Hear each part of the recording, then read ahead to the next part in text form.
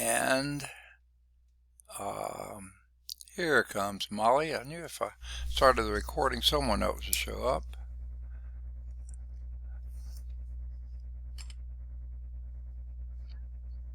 Okay, Molly's here. Okay, I was just about to get started on the recording, and I think today we start in example 2 on page 466. So let me get the whiteboard ready. I'm kind of still figuring maybe some more will be showing up, so let's just take care of the sort of the nitty-gritty here while we're doing that. And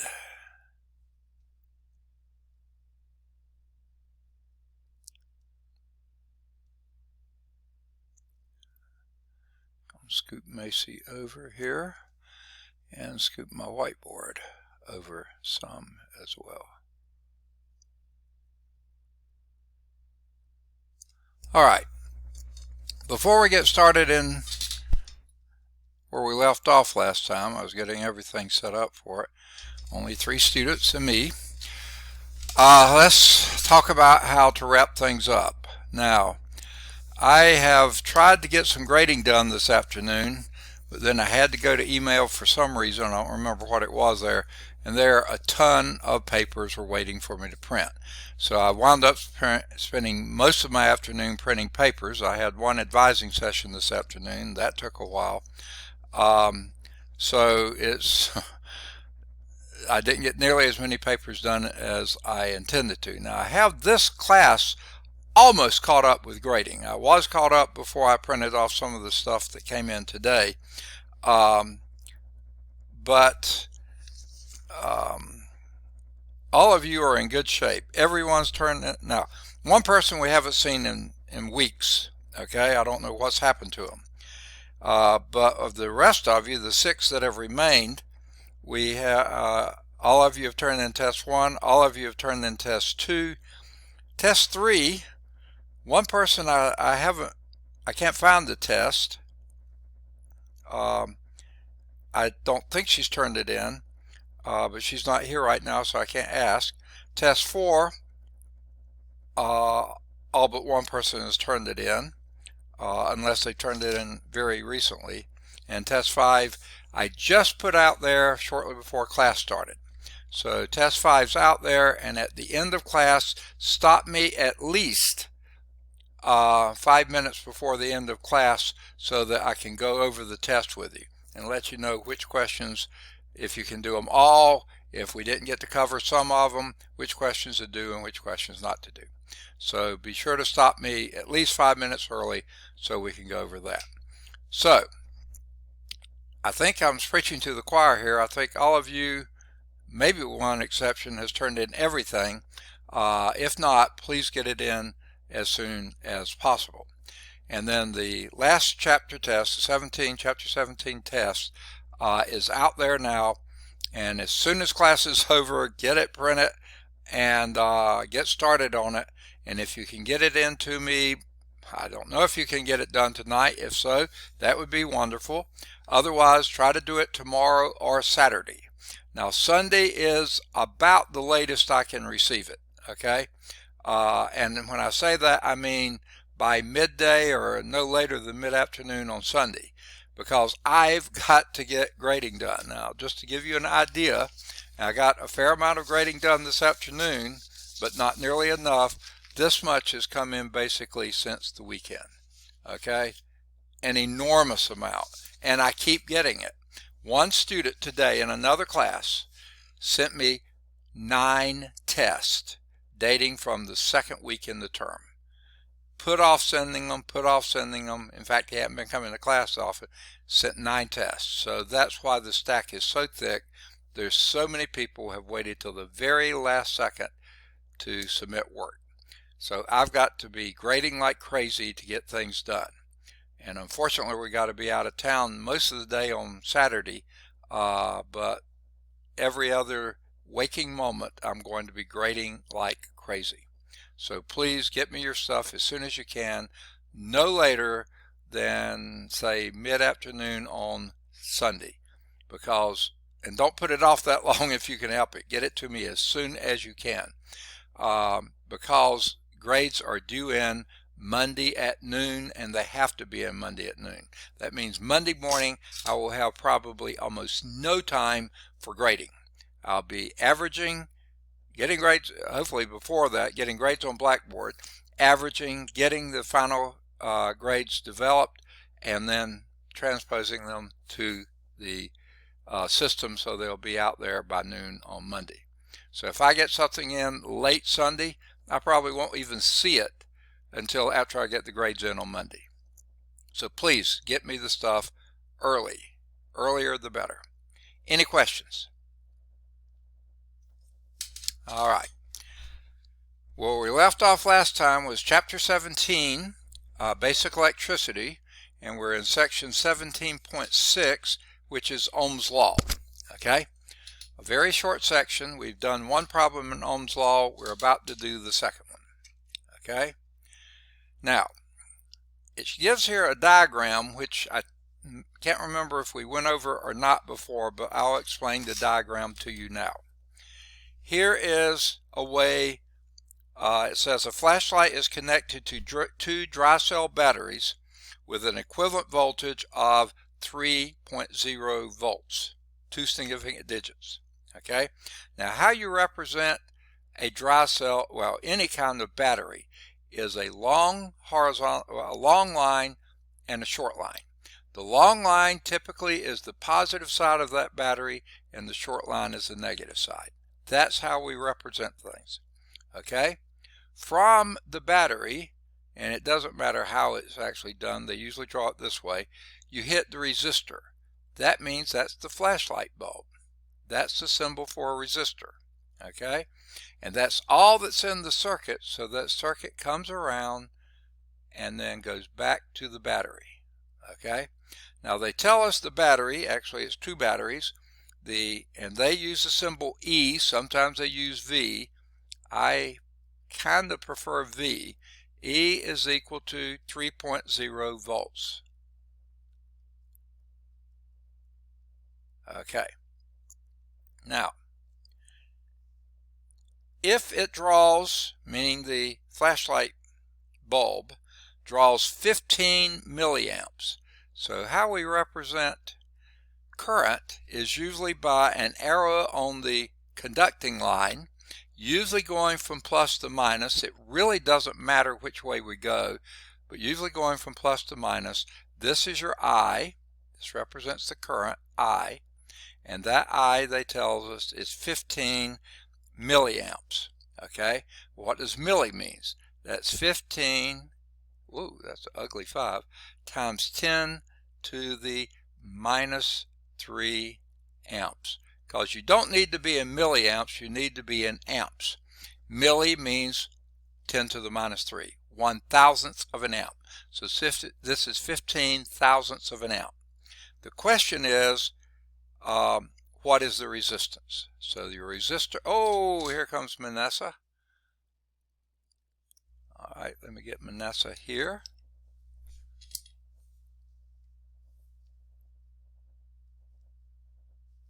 Okay. All right. Manessa's still connecting to audio. Here she is. I guess I'll say this every time someone new comes in the class. Most of you, if not all of you, have, I think, submitted everything so far, your first 4 tests. Maybe one of you hasn't gotten one of them, but most of you have submitted all 4 tests. I have graded all but maybe one of those. If anything came in this afternoon, I haven't graded it. Okay, but the ones that were in as of this morning, I have graded. I don't have all the grades in Blackboard yet. I'm still trying to get caught up with the grading. I showed the others what's come in basically since the weekend. This week, that many papers have come in. I'm way behind on grading, way behind on entering grades on Blackboard. I'm trying to get caught up. That's all tonight's going to be, is grading. May have some more printing to do, but hopefully not as much. Grading like crazy. And tomorrow. What I can on Saturday. Definitely Sunday. okay, after Sunday school. And I hope not to have any more grading to do Monday morning, but if so, I'll be grading like crazy then too. Grades are due in Monday at noon. Your final exam has already been posted out there. It's just a Chapter 17 test, Test 5. It's already out there. We'll talk about it in the last 5 minutes of class today, so stop me early so that we can go over that. All right. I turned off my fan earlier because it was getting a bit, felt cool enough in here. Now it's warmed up again. Let me turn on my ceiling fan again. Okay. All right. And here comes somebody. I can't see who it is. I think it's Galaxy S8 Plus. If I'm not mistaken, that is Mercy. Wasn't it, Jalen? Okay. All right. So I think Mercy is coming in. I can't see her yet, so I hope she's here. All right. All right. Good deal. We're doing example 2 on the bottom of page 466, chapter 17, basic electricity. 17.6 is Ohm's law. Okay. And we've set up the problem here. The only difference is the book writes this is 15 milliamps. Since we need things in volts, amps, and ohms, I put it as 15 times 10 to the minus 3 amps. That's what milli means. Just like kilo means 10 to the third, milli means 10 to the minus third. Okay. And I was just about to put that here is your resistor up here, and that's what we don't know. What is the resistance of that flashlight bulb? Okay. Does anyone remember what Ohm's law is in terms of resistance, or any way whatsoever? If you know it in terms of resistance, then you can just fill in the gaps. Otherwise, you have to do some manipulation. Does anyone remember how Ohm's law goes? Well, we don't have a lot of time, so I'll go on and say it. It says R is equal to, and usually I use V. They usually use it in the book, but here they used E. So E divided by A. Voltage divided by current. Okay? And your voltage here is 3.0. It's an ugly 3 volts. Your current is 15 times 10 to the minus 3 amps.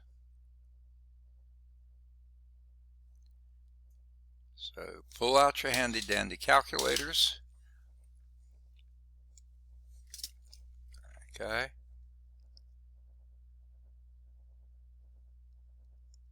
Mine's my phone, so I have to log into it. Turn it sideways so you can do scientific notation, and do 3, you don't have to do the 0.0, divided by 15 EE, or EXP if that's on yours, and then to the minus 3. On my phone I have to do the 3 first and then change sign, plus minus key, then press equal, and I get 200, and the unit is, okay, I did something with my, there it is. My pen is black and it disappears on the desk. Okay, so that would be 200 ohms. If I can get the pen to cooperate with the paper. Come on. Here we go. Get out of there. Okay, 200 ohms. Now, 2 significant digits there, 2 significant digits there. So really, we really probably should put, though I don't really care, a bar over that first 0. And that's what they do too. 200 ohms. Okay. That finishes 17.6. Okay. Homework exercises for that, though please folks, you don't need to send me any more homework exercises. That's okay. It's done. All I want now are your tests, okay? So if you haven't finished the test, I know none of you have finished the last test because I just sent it to you, but any of the other tests, that's what I want you to focus on. Now, if you're having problems with the homework, by all means, send me the ones you're having problems with. I can't get this answer, what am I doing wrong? By all means, send me that. But don't just send me homework just to show that you've done your homework. That's okay. That's over with, okay? Only send me stuff if you're having difficulty getting the answer. So from now on, what I want you to be sending me, do your homework. I mean, do this so you'll have practice doing it. The answer's in the back of the book, and then when you get your test and are working on that, you can have more confidence you're doing it right. So, but what I want you to send me from now on are your tests, especially this last one. Okay, so homework exercises here would be any of the odds 1 through 13 on page 467 and 15 on page 468. All right, now I think, I'm not sure, but I think is where we can pick up the PowerPoint. Okay, we'll go from current slide. Okay, and then go up one. Now this is what they call a series circuit. This is 17.7. This is a series circuit. Here's what makes a series circuit. You have a source, think battery, power source plugged into the wall, whatever. You have a place that's giving the energy to the charges. Okay, notice, like I said before, they usually draw the current going from high potential to low potential, so it's going in that direction. It really doesn't matter what direction it's going, the laws work the same way. Here you have the load, whatever that is. The deal about a series circuit, there is one pathway. Every bit of charge goes through the same loop. There is one pathway.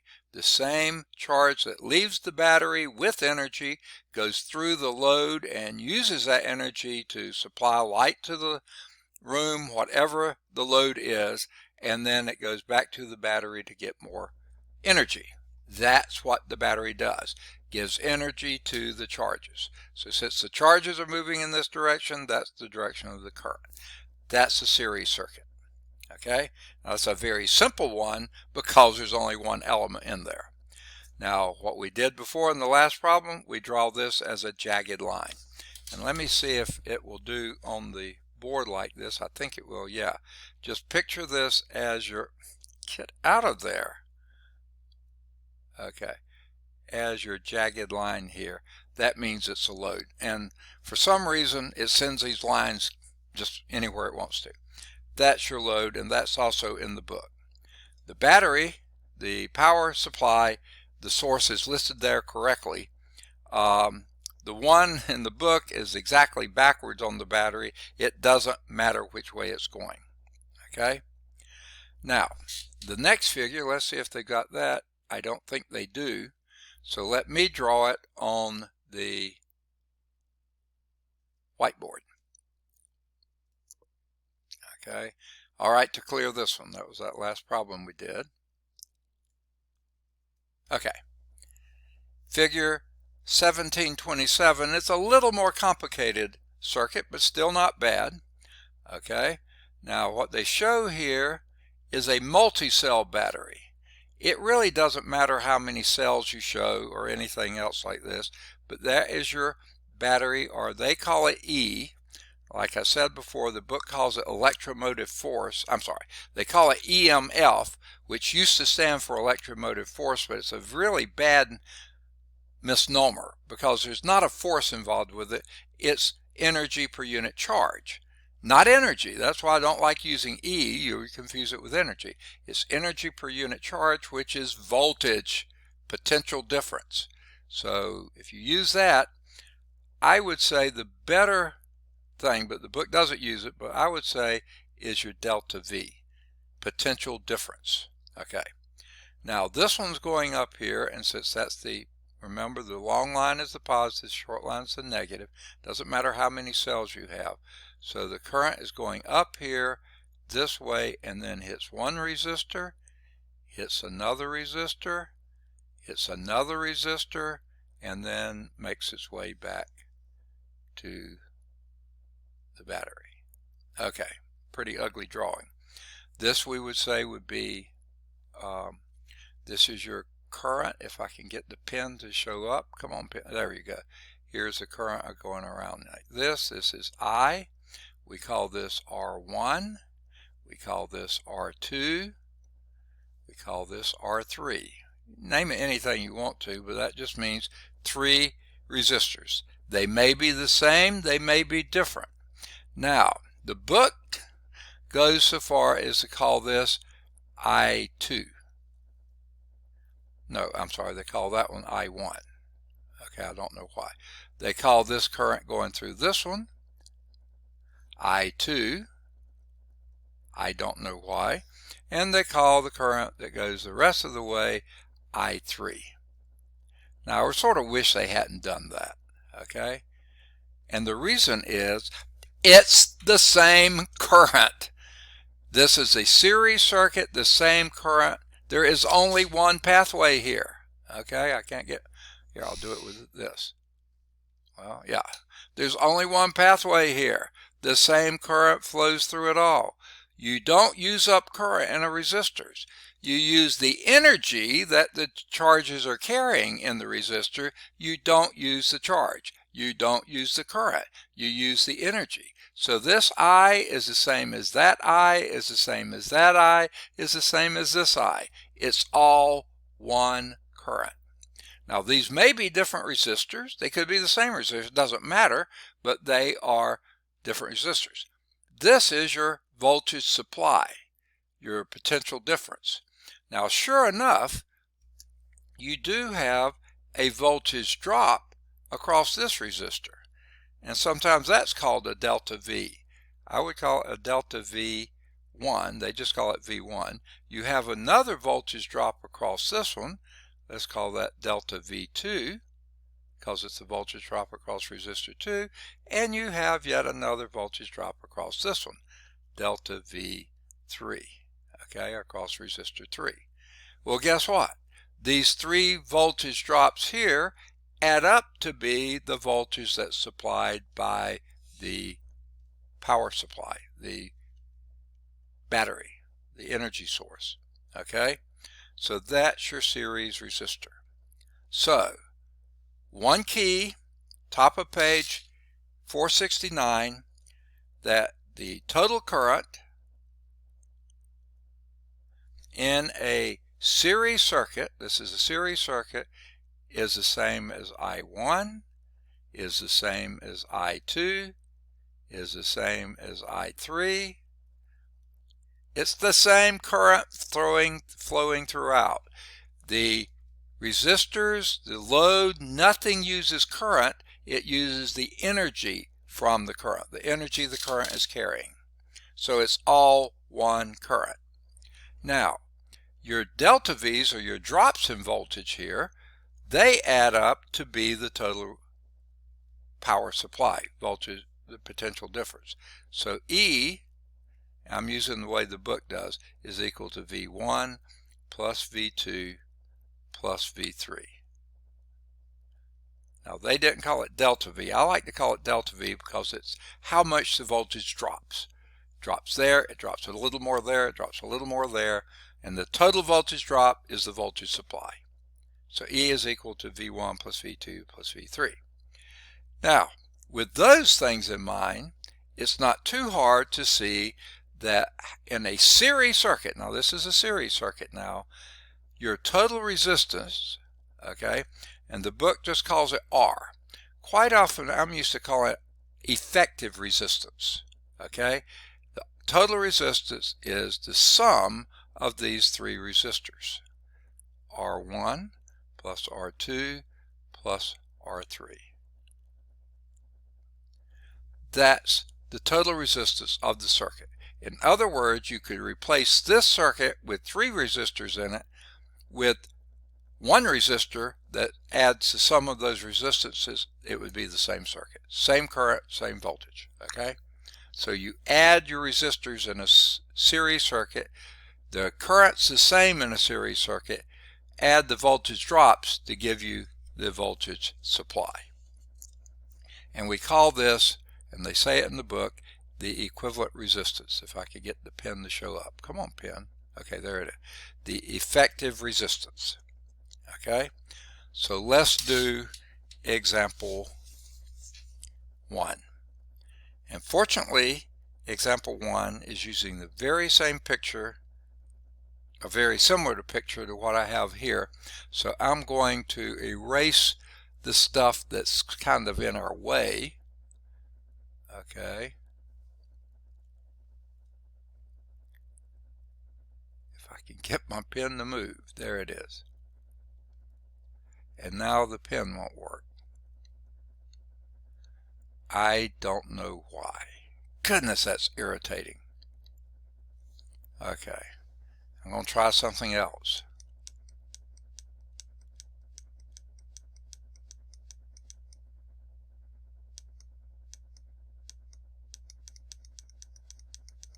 This is a long way to do it, but I don't want to write everything down again.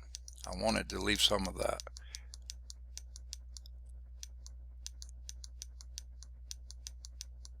That's what I want to get rid of. Okay. Now, they have here is R1 is 7.00 ohms.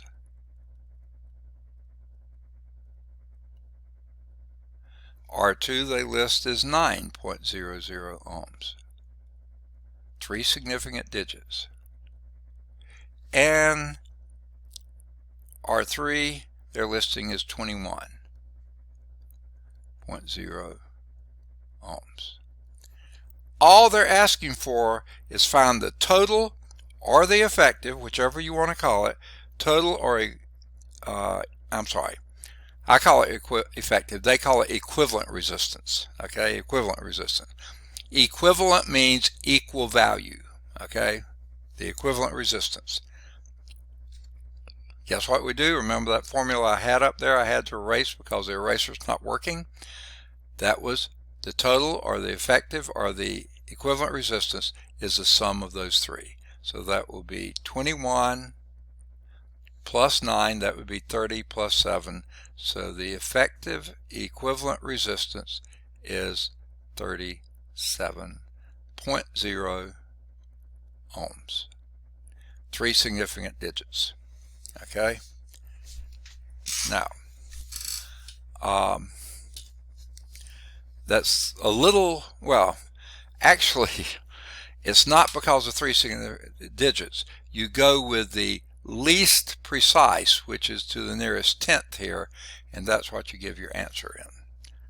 It is 3 significant digits, but it's for a different reason. And all they ask for is what the equivalent resistance or the total resistance is. You add them up. Okay? Does that make sense? Now, this is a terrible time for the eraser to quit working. I don't know why it did. Let me see if this will make it come on. No. I can't get it to come on. So I think what I'll do, well, for this next problem, I think what I'll do is I'll do what I did before.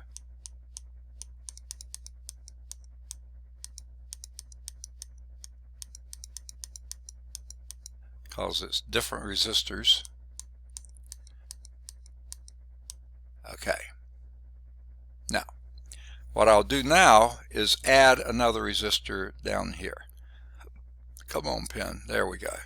It's not pretty, but I've got to do it this way because the eraser won't work. There is a fourth resistor, R4. Okay.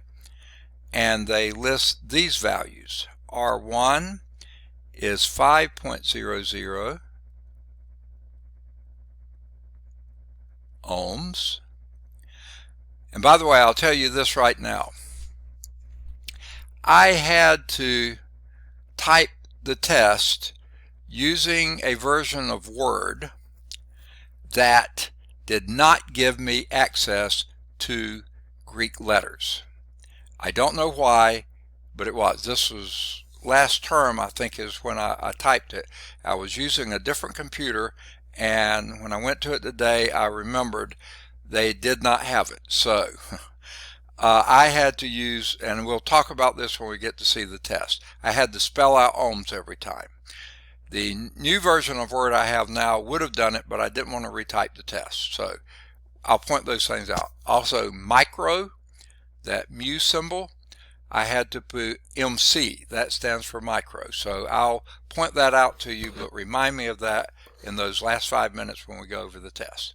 So the first resistor R1 is 5.00 ohms. Second resistor is 13.0 ohms. The third resistor is 12.0 ohms.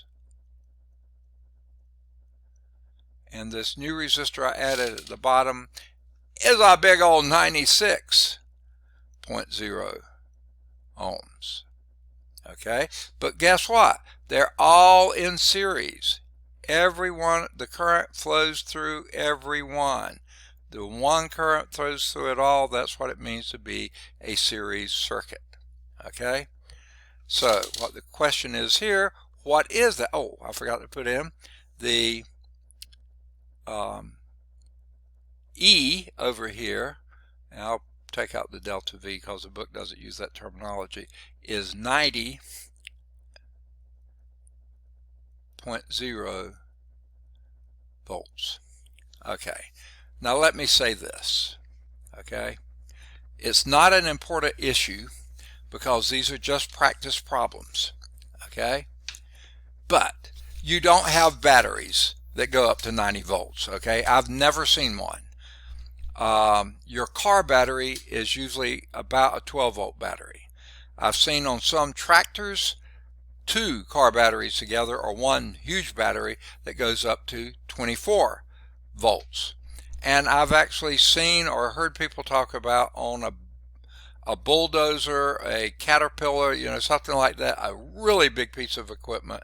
It may have a battery that's effective to 3 car batteries end to end to end, or one enormous battery that could be around 36 volts. I've never in my life seen or conceived a battery of 90 volts. So this is not all that realistic of a problem, but who cares? This is just illustrating Ohm's law in series circuits. Okay, so let's go from there. The question is, what's the resistance? That's what we're asking about here. What is your resistance here? I mean, what is your current here? All right. Well, to get the current, you need to know what the effective or equivalent resistance of these 4 resistors are. And since this is a series circuit, you just add them together. So the total or the equivalent resistance R is equal to the sum of those. I'm going to try to do it in a reasonable way. 96 plus 5 would be 101. Okay? Add to that 25 and you get 126. 126 ohm. That is your equivalent resistance. 3 significant digits, leave it at 3. Your voltage supply here is 90. And what is current from Ohm's law? Anyone remember? I is equal to, they like to use E, I like to use V, E over R or V over R. Okay? So this would be 90, unrealistic, but 90.0 volts divided by 126 ohms. So that's going to be a current less than 1, considerably less than 1. Well, let me turn my calculator over, and that would be 90 divided by 126, and that's about 0.714. Okay, and the next digit's a 2, so we leave the 4 where it is. 0.714 amps.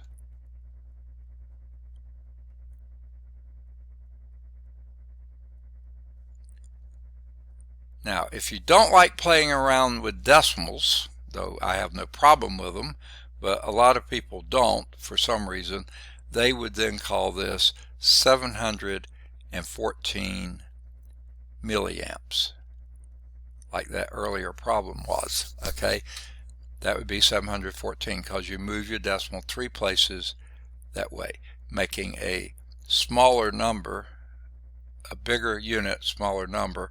Move it this way, making a bigger number, smaller unit.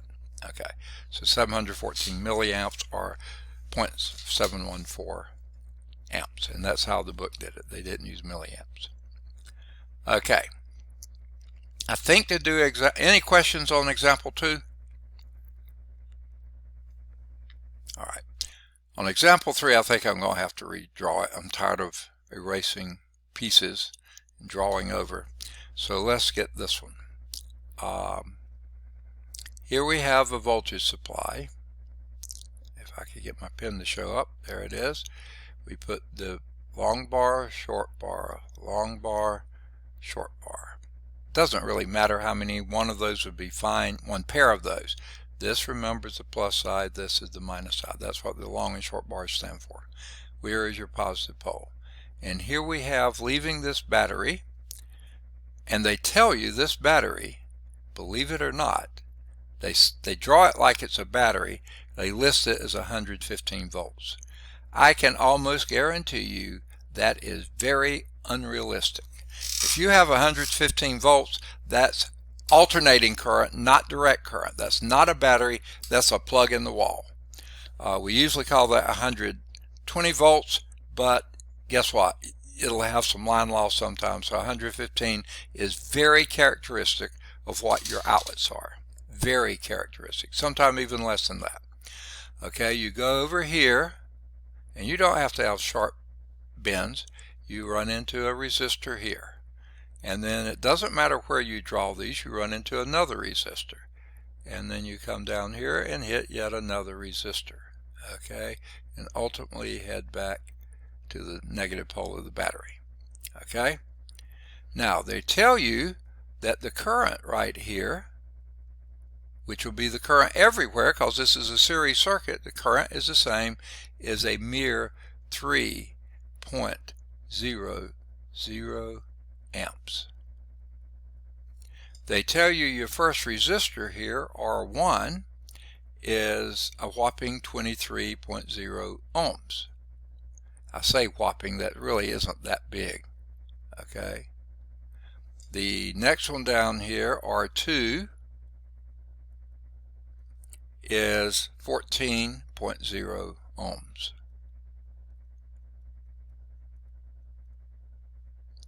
And R3, we don't know what it is. That's the unknown here. That's what we're looking for. That's the unknown. All right.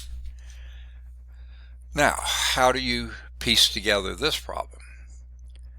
Well, you can't figure your equivalent resistance because you don't know one of the resistors.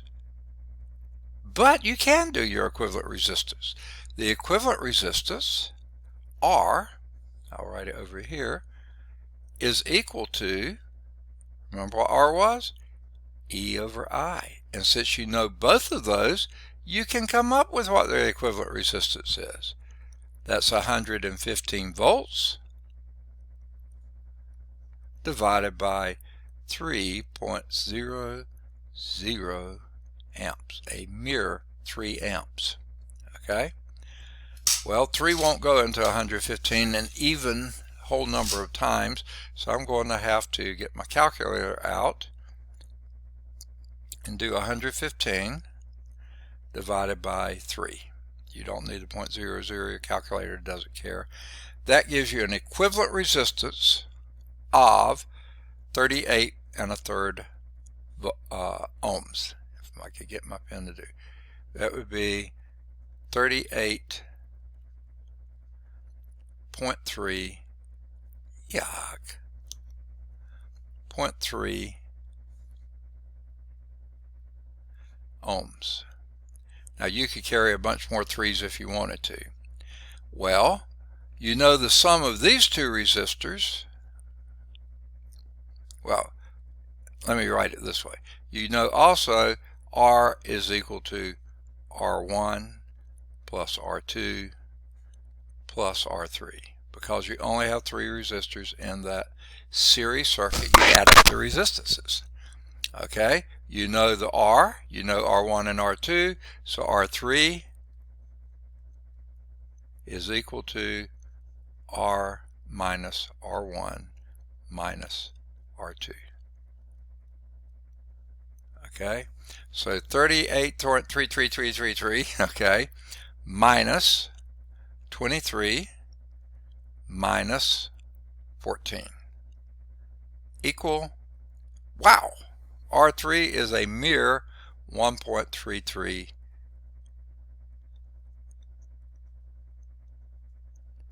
ohms.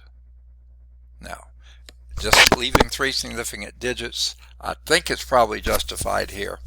Goodness, my nose is itching. I must be going to have company. Probably not with COVID. And they just leave it as 1.3. The reason is you really can't get more precision out than what you had in, and these 3 add to 38.3, so it's not reasonable to keep that last 1.3 ohms. Okay, very small resistor there. Okay, let me clear that. Okay, that was example 3. Any questions on 3? Now, the next question, I'm glad I didn't, yeah, was there a question? Macy, you're like, yeah. To find the current, isn't it just V over R? Yeah, V over R, but we didn't know R. They gave us the current in this problem. I is equal to 3 amps. Okay. See it? Yes. Yeah. Now, your equivalent resistor, R, is equal to V over I, or E over I. They like to use E.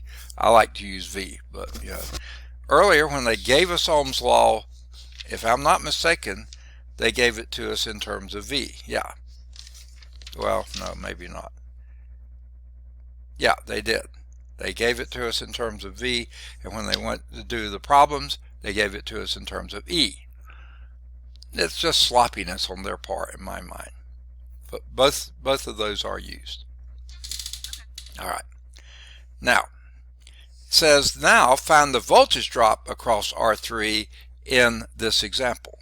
Now that part, you're exactly right. The well, no, you're almost, okay. The voltage drop, that's your delta V. Now you do call that V.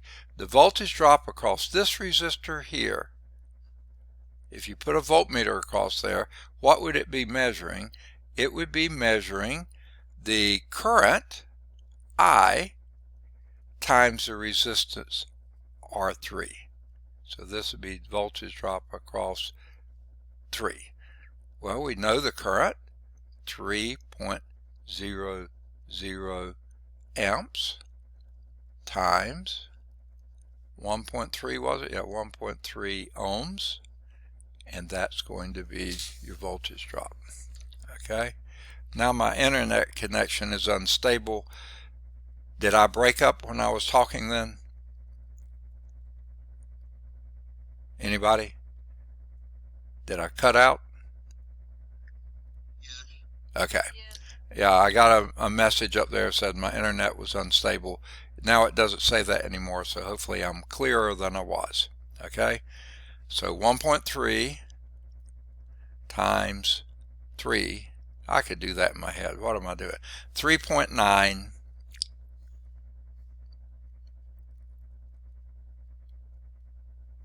that's your voltage drop across that resistor. You could do 14 times 3. Let's do that. 14 times 3 equal 42.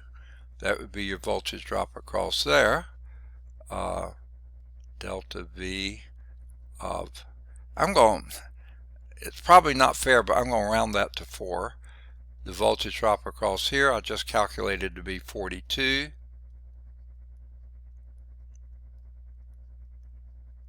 Okay, volts. This is volts. This is 3 here. And here the voltage drop across R1, delta V1 is equal to 23 times 3. 69. I didn't need my calculator for that. 69 volts. Now, add those together. 69 plus 42 plus 4 equal 115. Everything works, okay? It should. It's got to, okay? That's Ohm's law. The book didn't ask for that, but it was a really easy thing to do and to check. Okay. Now, let's go back to the slides.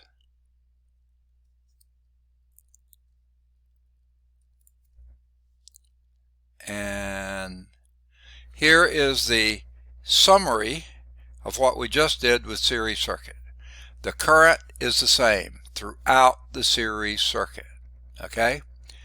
The equivalent resistance, also sometimes called the total resistance, I like to call it effective resistance, is R1 plus R2 plus R3 plus, you add all, as long as they're in series, add them together. That's your effective resistance. The voltage that you supply with the battery or the power supply or whatever is providing that is equal to the voltage drop across the first resistor, across the second resistor, third resistor, fourth resistor. All those voltage drops add up to be the voltage supply. You don't create or destroy energy either, and voltage is energy per unit charge. So that finishes 17.7.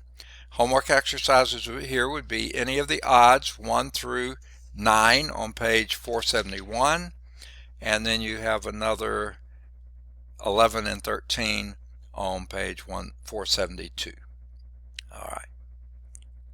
Now, next we're going to talk about the other kind of circuit, or one other kind of circuit, and this is called a parallel circuit. And you can represent it any way you want to, but the deal with the parallel circuit is there's more than one pathway for the charge to go, right? Let me draw on here. If the current leaves, there it is. If the current leaves the battery here and goes through here, when it reaches point A, it can either choose to go through this resistor or to go on, keep on going. When it gets to this point here, it can either go here or keep on going. Then this that goes here goes through here. It combines back with what it went this way to form here, and then combines with what came down here to go there. The current here and here is the same, but it's not the same everywhere else. In a parallel circuit, you add the currents through each resistor. Okay? So, but guess what? The voltage across each resistor, voltage across here, if you put a voltmeter across here, it's the same as your voltmeter reads across your battery or your power supply. Put it across here, there to there, it's the same because this is connected directly to that with no resistance in between. This is not affecting the voltage across here. Put the voltmeter across this resistor, and guess what? It's the same as your battery voltage. So your E here is the same as your delta V1 here. Those are equal, and it's the same as the delta V2 here, and it's the same as the delta V3 there. Okay, but your total current here is equal to I1 plus I2, this is I2, plus I3. There's I3. So it's sort of backwards from what you had in the series circuit. Series circuit, only one pathway, same current everywhere. In this one, 3 pathways, 3 different currents, adding to be the total current. However, your voltage across your battery is going to be the same as the voltage across R1, is the same as the voltage across R2, is the same as the voltage across R3. So your voltages are the same, the currents add. Okay? In a series circuit, the voltage drops added, but the current was all the same. Okay, what does that do to resistance? Oh, you're sorry you asked. Okay, this is just another way to represent a parallel circuit, because you see in this one, you see wherever my pen is, come on pen, oh there it is. Your current leaves here, your total current, I, and then this current splits. I1 goes this way, I2 goes this way, and I3 goes this way. And these 3 add back to be I, because I1 comes out here, I2 comes over here, and I3 comes up here. They add and become I again here. The currents add. The voltage, however, if you put a voltmeter across your battery, you would read whatever it is. That's the same because there's absolute no resistance in moving the voltmeter to B or moving this volt lead to A. There's no resistance in between, so your voltage is the same. It's the same across R1. Where's my pen? Come on, pen, where are you? There it is. Okay. The voltage drop across this, delta V1 is equal to delta V2 is equal to delta V3. They're all the same voltage drop because they're connected to the same battery. Okay. So that's the big difference between parallel and series circuits. Series circuit, one current, add your voltage drops, add your resistors. In a parallel circuit, one voltage drop, add your currents. But we still don't know what to do with those resistors. So let's see.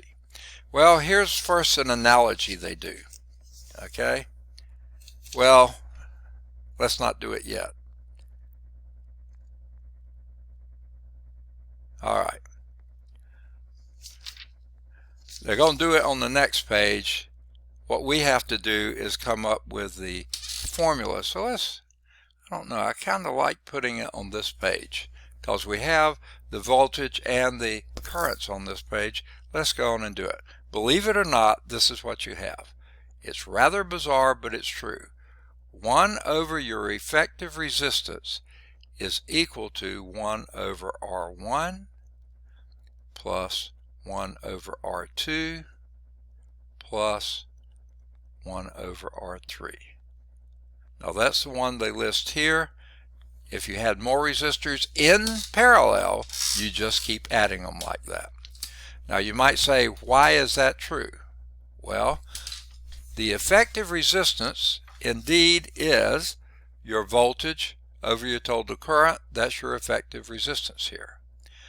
Since you have a smaller current here, but the same voltage, then your resistor has to, this is the same voltage drop here as this. So whatever your I1 is over that, that's your voltage drop for R1. This is, if you put I1 here, this is ugly, this would be delta V1. And you put I2 here, this would be delta V2.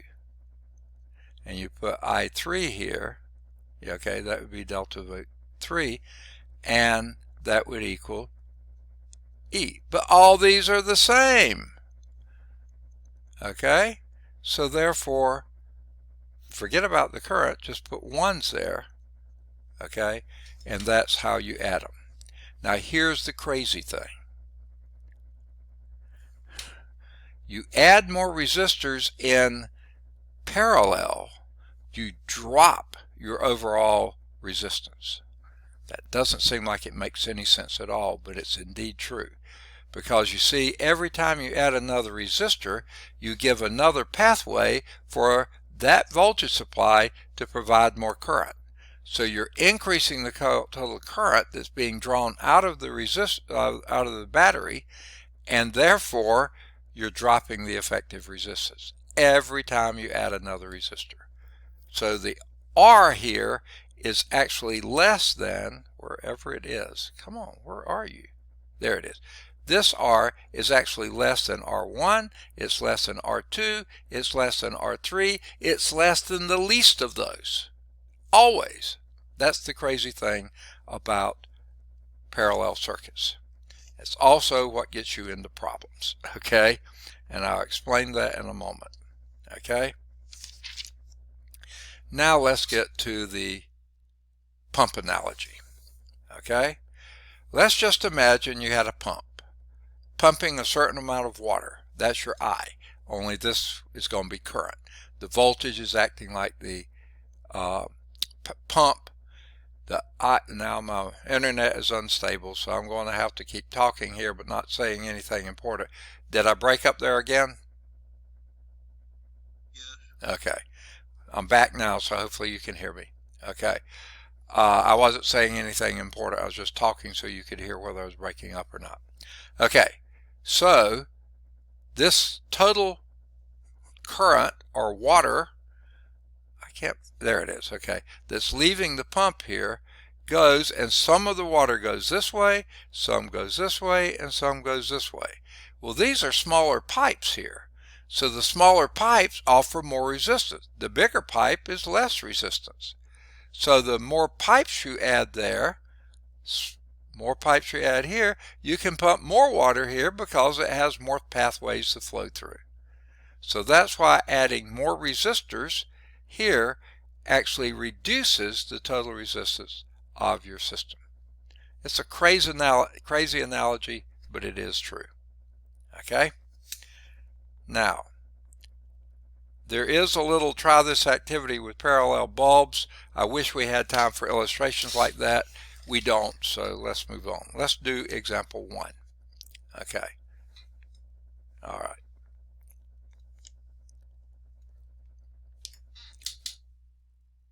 Oh, here's Mika. Let me get her in the class. And here we are again. Our faithful 6 are here. All 6 that have been coming for quite a while are still coming. The one person hasn't been. Okay. So, Mika, it's good to have you.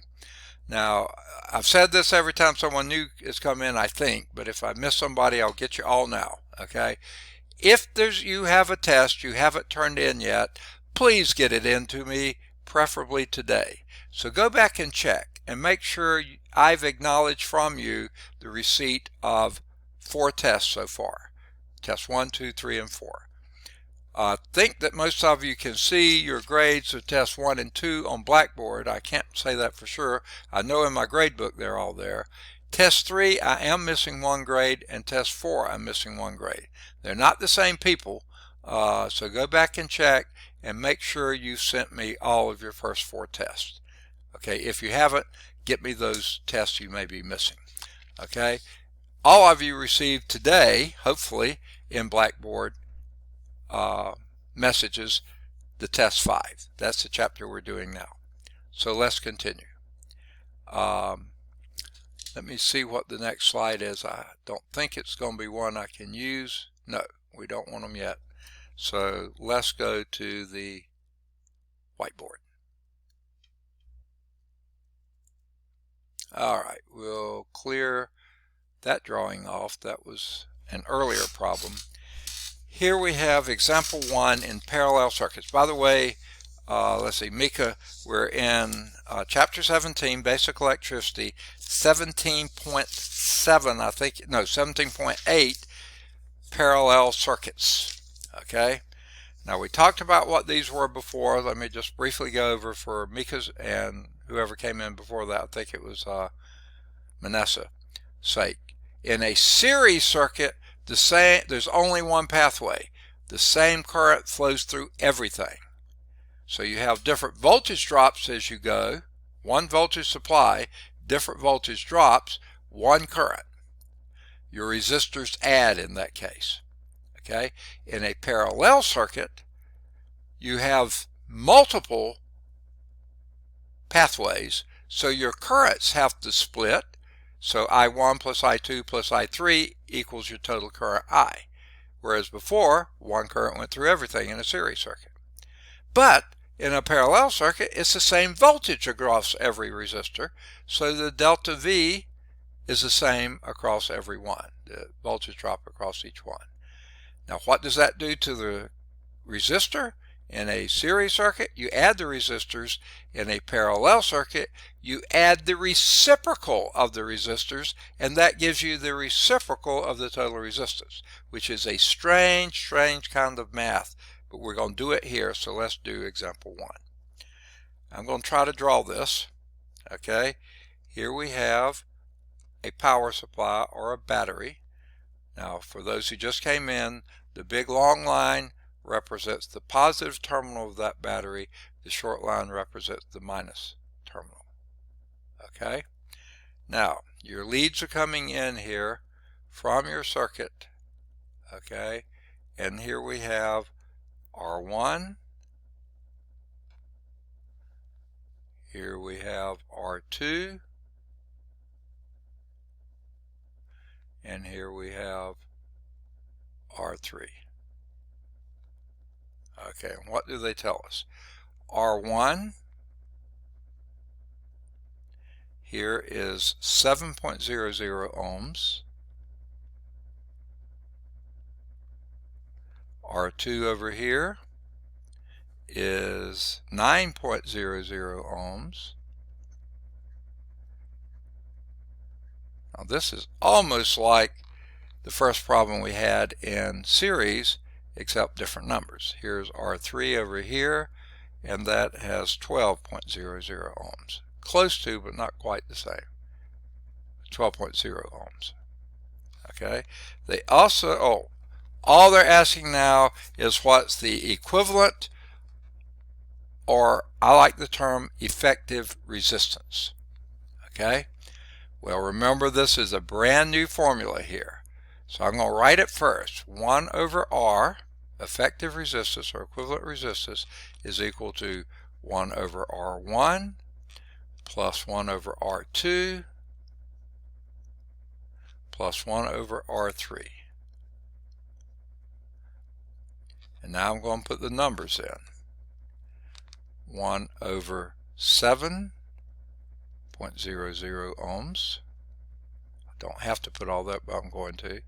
Plus 1 over R9, 1 over 9.00 ohms, plus 1 over 12.0 ohms.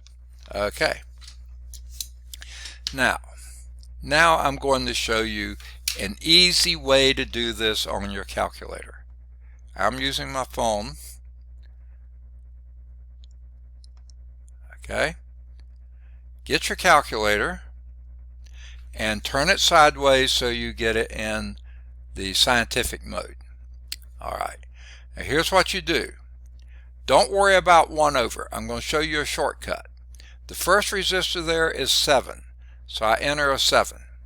Now look on your calculator for a key that either is going to be one of these two keys.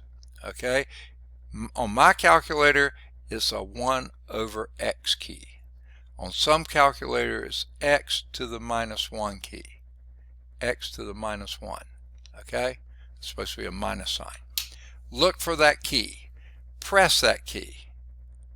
Minus 1 over x. That gives you a decimal number. Okay? Plus, and then enter the 9. Press the 1 over x key. This saves you having to divide every time. Plus, and then enter the 12 and press the 1 over x key, or x to the minus 1 key. Now hit equal, and that gives you a fairly small number there. okay, because those are all small decimal numbers, but that's 1 over r, so you hit the 1 over x one more time, and that gives you your r of, mine got 2.96. So the r here is 2.96 ohms. And here's what I want you to notice. It's less than the least of these. This one's, where is my, here it is. That one's 7, this one's 9, that one's 12. Your effective resistance, your equivalent resistance, is less than any of those. It's less than 3, okay? And sure enough, that's what we get, and that's what they got. Now, they show that same calculation that I just showed you at the top of the page. They use an x to the minus 1 key, okay? I don't know if you got your book, but here it is. There's, you can't see the 7. 7 x to the minus 1 plus 9 x to the minus 1 plus 12 x to the minus 1 equal, and when you get that answer, hit another x to the minus 1.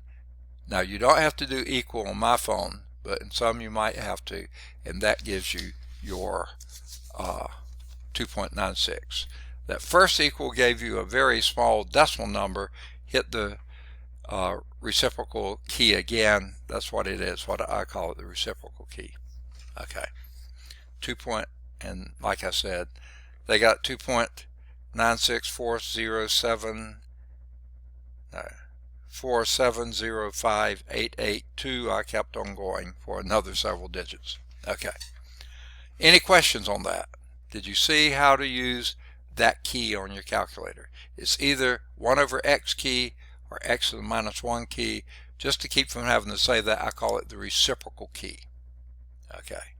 So I'm going to clear that and that. Okay. Oh my goodness, why did I clear that? Okay. Because the next question, example 2, says find the total current in that circuit. Okay. Now,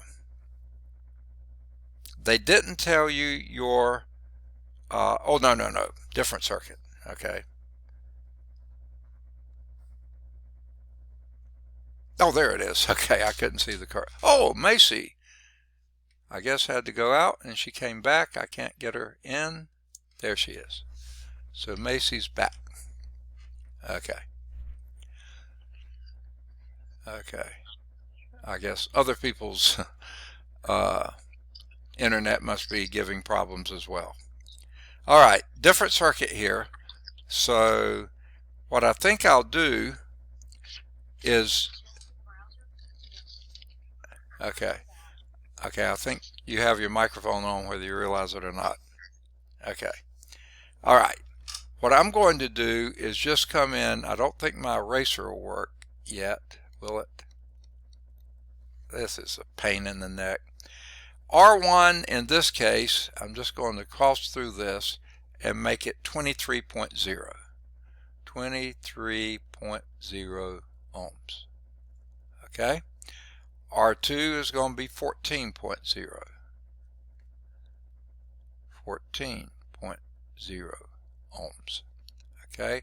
R3 is going to be 5.00 ohms. Now they give you an E here. I like to call it V. They're calling it E. 90. Okay, that's good old 90 we had before. Probably not direct current, probably alternating current, but it doesn't matter. Ohm's law works in both of them. Okay, now it said find the total current in this circuit. Okay, now how are you going to find the current? Well, one thing you know, the voltage across here is the voltage across here, is the voltage across here, is the voltage across here. All the voltages are the same because there's nothing in between the battery here, or whatever your power supply here, no resistors all along there, or all along here, so the voltages are the same, 90. Well, since you know the voltage across this resistor is 90, R1, and you know its resistance is 23, you can calculate the current I1. I1 is equal to 90.0 divided by 23.0. Okay, now I'm not going to write that out for all of them because I don't have room. So let's get my calculator back. So it's 90 divided by 23, I believe that is. I'm having trouble reading my writing. So that's 3.91 amps. 3.91 amps. Okay, do the same here. For I2, I think I'll write this one up here, I've got more room. I2 would be 90 divided by 14. 90 divided by 14 is 6.43 amps. Where is my pen? There you are.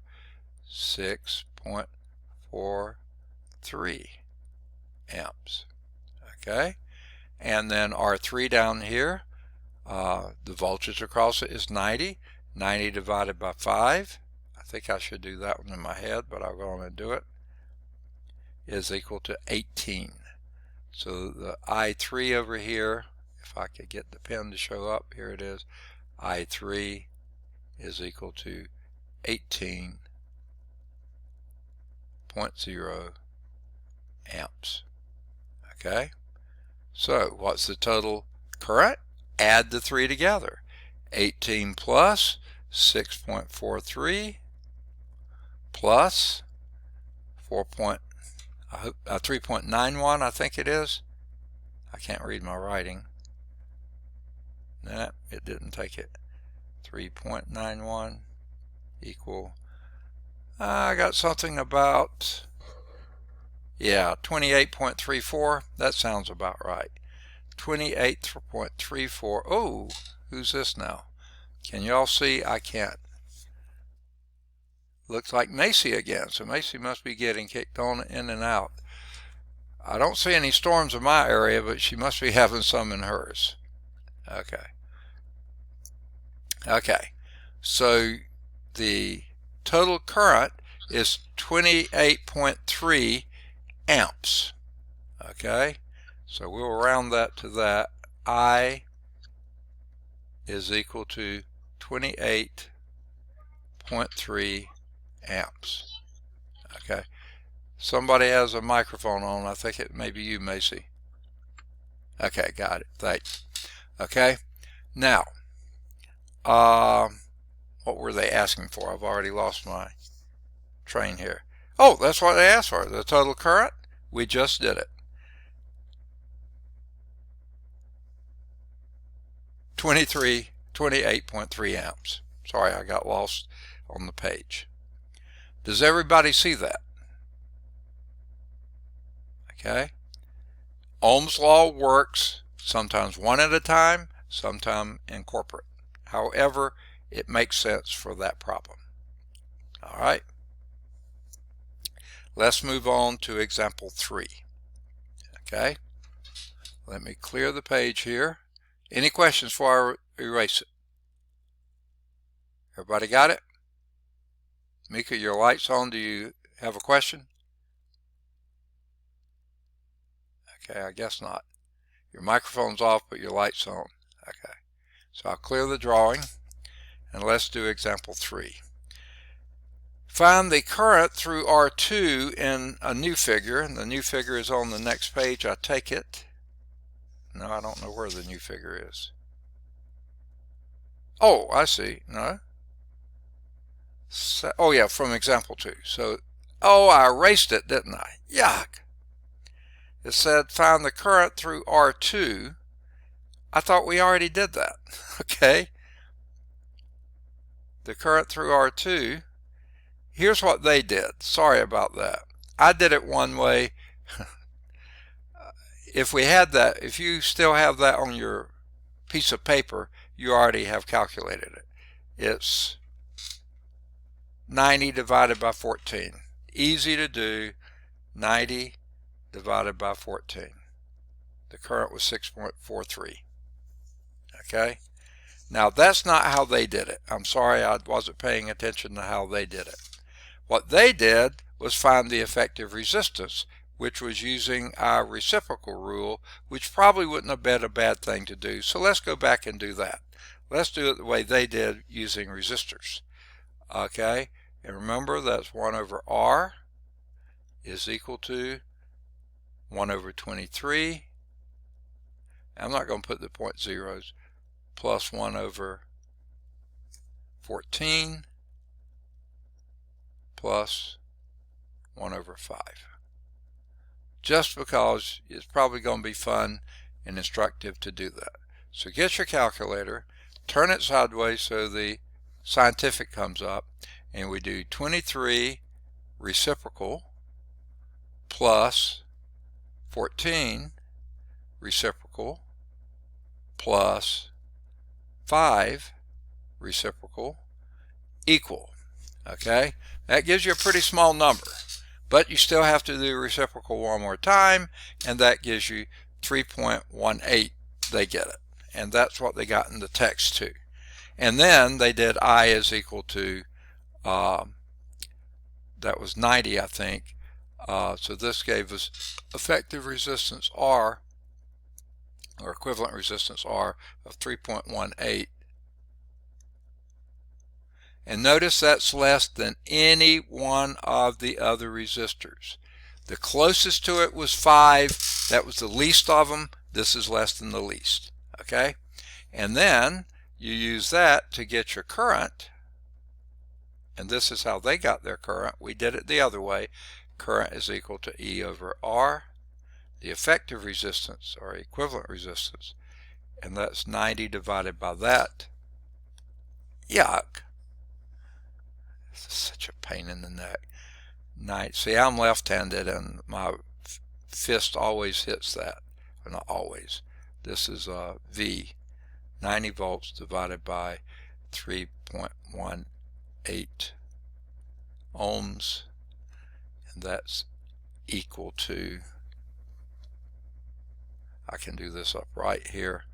I'm going to do it this way. I'm going to go back and, because it's in the denominator, do another reciprocal and multiply it by 90. And that gave 28.3, which is what we got earlier. 28.3 amps. I did it the other way. I calculated the current through each one and then added them together. It comes out the same. Either way you do it will work. Okay? Most of the time. Okay. Ready for example 4. Let's see if we can get example 4 done. So I think I will clear this.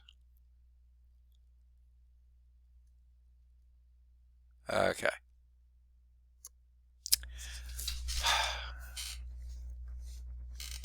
Okay, here's example 4. Here's the battery. This time they only can show one cell. It really doesn't matter how many cells they show. Remember what that stands for if I could get the pen to show up. Come on, pen. Why won't you? There you go. Okay. That stands for plus. This stands for minus. Okay, from here you go over here. Now they're going to draw it back like they did originally and do a resistor there, a resistor there, and another resistor here. Okay, and they tell you the power supply, or E, is equal to 115 volts, which I told you has got to be not a battery but a alternating current. It doesn't matter though. Here your R1, they tell you, is 38 ohms.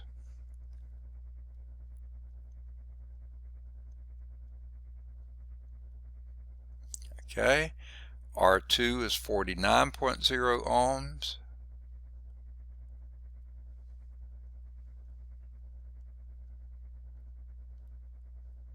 Okay, and R3 we don't know. That's the unknown here. Okay, they do tell us, however, come on pen, where are you? There you are. Okay, they do tell you that your current here, I, is equal to 7.00 amps.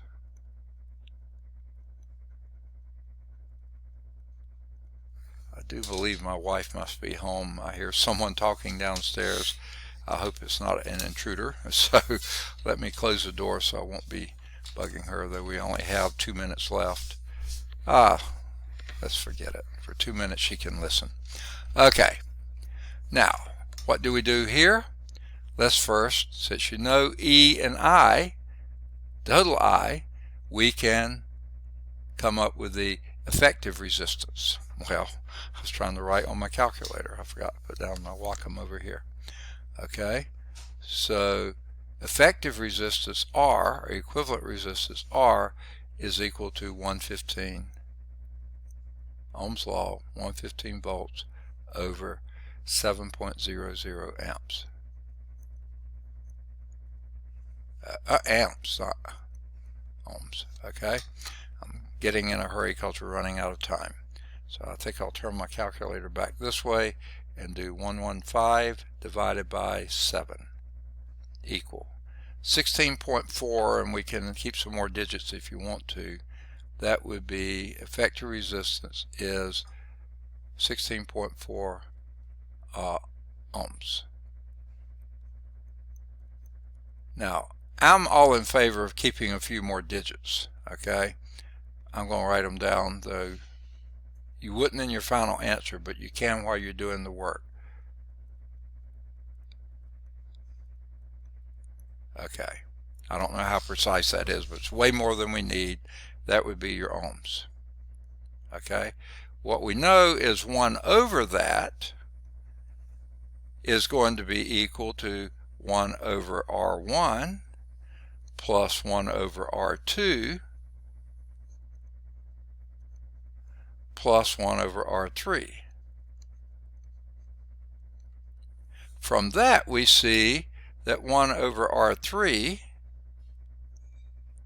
is equal to 1 over R minus 1 over R1 minus 1 over R2. We just subtract those from that, and that gives us, so let's do the same thing we did, only we're going to have minus signs here.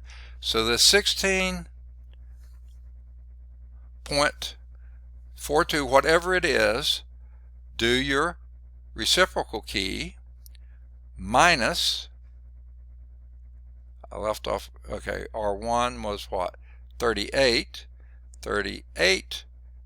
reciprocal minus 49 reciprocal equal, and now do another reciprocal key, and that made R3 have to be way up there around 70.1. So R3 we figured to be approximately 70.7, whatever I said there, 70.7 ohms. Okay. Now, that seems fairly large, but then too, your smallest was 38. So yeah, I think that makes sense. Let's see what the book did. 70.2. Well, you know what they did? They rounded down here. If you round here, you're introducing round-off error. And as soon as you do that, you start losing significance. 70.7 is a more precise answer. And guess what? We're out of time. Let me show you that one last slide from here just for your viewing pleasure. This one. In characteristics of a parallel circuit, the currents add in a parallel circuit. This is the same current in a series circuit. the resistors add in a series circuit, they add by reciprocals in a parallel circuit, and the voltage is the voltage is the voltage, just like where they add the voltages in a series circuit, voltage drops to equal what's at the beginning. Here the voltages are the same across everything, and the currents are the things to add. So we're going to have to call it quits there. Let me turn off my calculator phone, and let's get the exam up so we can see what you need to focus on. Okay, let's do a new share here. And yes, what's your question? Okay, so the exam that you posted today, we're supposed to have that exam turned in tonight? Okay, you got tonight and tomorrow, even Saturday if you need it. I need it sometime early on Sunday. Before, yeah. The final exam. That is the last test. Okay, this is the last test. Yeah. Okay. That was my question. I thought that it was a final as well as that. No, that's it. I can't seem to find, well, wait, maybe I'll know where it is. Let me see. There it is. Okay. So let's do a new share. There it is. All right. Here is your test. All right, let's start at the beginning. This is what you're seeing, right? All right. This is from back in Coulomb's law, so you should be able to do number 1 and number 2. They're very similar. This one also asks for a direction. This asks for magnitude and magnitude. This one also does direction. Here's another one. Oh, and by the way, and I said I'd say this, I almost forgot. The version of Word I was working on the program I was doing, did not let me use the Greek symbols. So instead of mu, I had to put microcoulombs. Okay, MC coulombs. So this, another way of writing this, and it's not going to work, is it? Okay, I thought I would have that. It's not going to let me write. Sorry. That's the same as mu, microcoulombs. That's what MC stands for, is micro. Everywhere you see that. Sorry about that. It just screwed up that way. All right, so you should be able to do these two from, what is it, Coulomb's law. This is from Coulomb's law. This one is from your resistance formula. We did those in class. Okay. This is also from your resistance formula. Well, actually, this is even easier than that. Okay. It tells you how many feet of wire. The resistance is so many ohms per foot. That's a pretty easy thing. Your units tell you exactly what to do there. This is from your resistance law. Remember that one that had rho in it? That's what this is. No, I'm sorry. This is just like that one, only reversed. Now you found out how many feet it is. That's just using ohms per foot times feet gives you how many ohms. Ohms divided by ohms per foot gives you how many feet. Okay. Now this one. This is just an Ohm's law problem. So you can do number 6. Pretty straightforward. And by the way, I couldn't do an omega, so I had to spell out ohms every time. So that every one of these could be an omega. It was a really weird word version. It wouldn't let me do it. Okay. This is the one, then, is a series circuit. Okay. Just like we did a little bit earlier. And now it says here it gives you current. In a series circuit, it's the same. Your various resistors, it's asking what is the voltage. Now the number 8 says, now they tell you the voltage, and it says find the current through the circuit. So it's sort of the reverse of this problem. Okay, find the current. They tell you the current here, find the voltage. Here they tell you the voltage, find the current. Same resistors. Okay, now this one also asks for the equivalent resistance of those. Remember, that's the series circuit. Pretty easy. Okay, and it says the voltage drop across each resistor. Well, you know the current across each resistor because that's the same, so calculate the voltage drop across each resistor. This is the one I kept thinking of. This is your resistance problem that we had with rho, which is your resistivity. I couldn't write a rho, so I had to spell it out, and the resistivity and your area and the type of wire and the temperature, all that kind of stuff. So you can do that one from that problem. All you're asking is the total resistance. Okay, and here's the length of it: length, the area, and the rho. So you should be able to calculate the resistors. Now this is going back, being almost just like the first two problems. This is Coulomb's law. Okay, it's just a little bit different, you know, and this is three charges, and you find the forces between magnitude and the direction of the total force. So you can do them all. You can do them all. I didn't even wind up with a parallel problem on this one. Okay, so you lucked out. You can do all 10. Okay, and there's lots of blanks, so they don't count 10 points each. There's a lot more blanks than that, so you have each question, each blank doesn't count as much as if it was 10. Good deal. Any questions on that? Okay, you've got your test. Try to get it into me as soon as possible. And if any of you do not have record of me responding that I received the test, then see if you can find that you sent it to me, and if I never responded, resend it to me, and that will put it right on top of the heap so I'll see it. Or just let me know you sent it on thus and so day. I'll go back and look for it. Okay, so be sure to let me know. It seems like there were only 2 of you. Didn't seem to have a test each from 2 of you. Is it me? Yeah, you're one of them. Yeah, it was your test 3, and I don't know if you sent it and I missed it, but I didn't print it. Huh? I know I've sent all my tests, but I'll go ahead and resend that one to you too. Okay. Send this test 3. Test 3. That would be, let's see, 5, 8, 12. That would be 16. No. Okay. No. 5, 8, 12. That would be chapter 12. Okay. Yeah. So I'll resend that one tonight. Okay. Thank you. And since we called the name there, the other one is Molly. I'm not sure I have your test 4. Okay, the last one. So I don't even know if Molly's still here. Huh? Oh, you did. Okay, that's why I haven't printed it yet. Okay, that accounts for that. Good deal. And all the rest of you get this last test into me as soon as you possibly can. Okay, the sooner the better. Okay, any last thoughts, questions?